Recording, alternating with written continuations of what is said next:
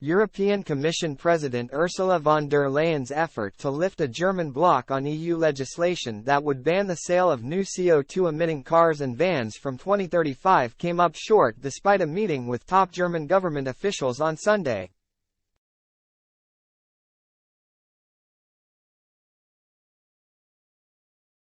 The Commission President's trip to the government's Meseberg Palace retreat just outside Berlin was overshadowed by Germany's unexpected hardball over the 2035 legislation.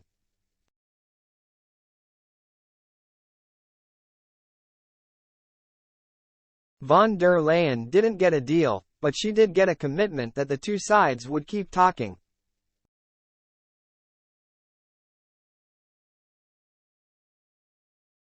"We are in a constructive dialogue," she said after talks with Chancellor Olaf Scholz and senior ministers.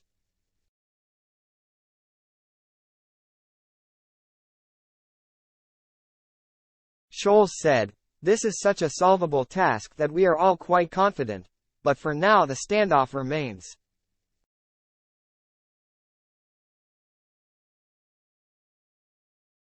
The Liberal Free Democrats, FDP, the smallest party in Scholz's three-way coalition, blocked the final approval of the 2035 measure, pushing for a loophole for vehicles running on e-fuels, a synthetic alternative to gasoline.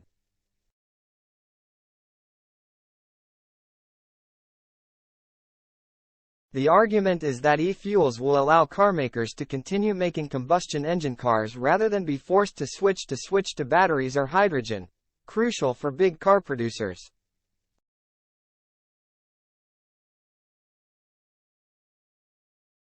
Germany has the backing of Italy, Poland and Bulgaria, and the four have enough weight to prevent the final adoption of the law.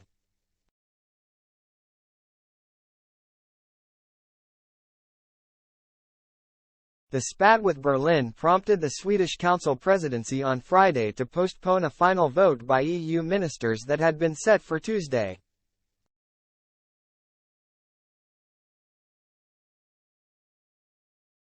Von der Leyen, a former German minister, was non-confrontational.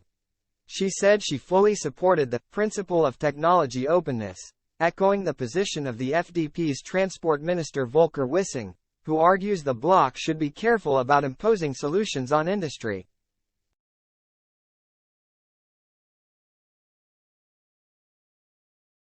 However, von der Leyen added that this can't upend the EU's climate policy goals, which call for a radical cut in greenhouse gas emissions from transport to meet the bloc's target of becoming climate neutral by 2050.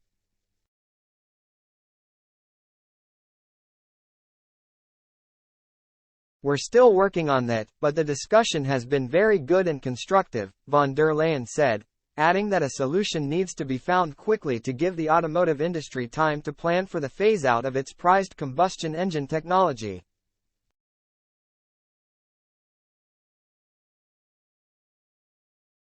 Last year, Finance Minister and FDP chief Christian Lindner told Politico that Scholz had reached a backroom deal with von der Leyen to make sure that e-fuels would be permitted under the EU's emission standards.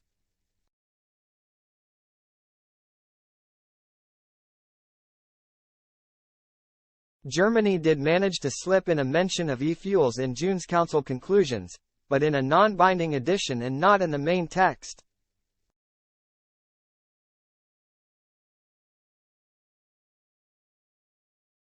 Wissing wants the Commission to put forward a proposal on how to allow room for e-fuels in the final legislation.